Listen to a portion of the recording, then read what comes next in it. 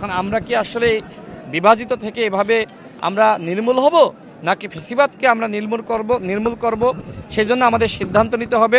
এখন যে নিরাপত্তার প্রশ্ন আপনি করলেন, যে উসমান হাদিকে হত্যার উদ্দেশ্যে গুলি করা হয়েছে, একজন এমপি প্রার্থী হিসেবে আমি কিন্তু গতকাল স্বরাষ্ট্র সচিবকে জানিয়েছি যে সারা বাংলাদেশে আওয়ামী লীগের চক্রান্ত নাশকতা শুরু হয়েছে। এখন আপনারা যদি প্রার্থীদেরকে নিরাপত্তা না দিতে পারেন, তো সেক্ষেত্রে আমরা কিভাবে গণসংযোগ করব। তিনি আমাকে জানিয়েছেন যারা প্রার্থী আছে তাদের নিরাপত্তার ব্যাপারে তারা যাতে গণসংযোগ করতে পারে সেই জন্য আমরা কাজ করছি। দ্রুত সময়ের মধ্যে তারা নাকি একটি প্রজ্ঞাপন জারি করবে এবং প্রার্থীদের নিরাপত্তা প্রদান করবে। এবং কথা হলো শুধুমাত্র প্রার্থীরা নিরাপত্তা পেলে হবে, পুরো বাংলাদেশকে 16 মাসে কেন আপনারা নিরাপদ করতে পারলেন না, সেই দায়িত্ব আপনাদের নিতে হবে।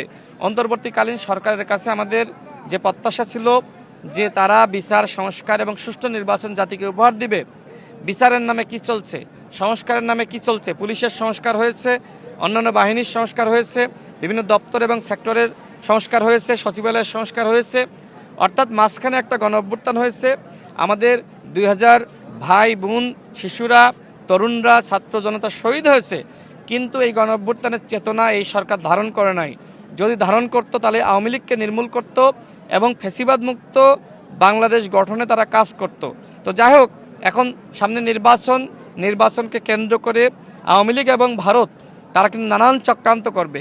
এই চক্রান্ত মোকাবেলা করার জন্য আজকের এই বিজয়ের দিনে প্রত্যেকটা দলকে শপথ নিতে হবে যে আগামী নির্বাচন হবে ফ্যাসিবাদ মুক্ত নির্বাচন, আগামী নির্বাচন হবে সুষ্ঠু নির্বাচন, এবং যারা এই নির্বাচন বাধা দিতে আসবে তাদের বিরুদ্ধে সম্মিলিতভাবে আমাদের প্রতিরোধ গড়ে তুলতে হবে।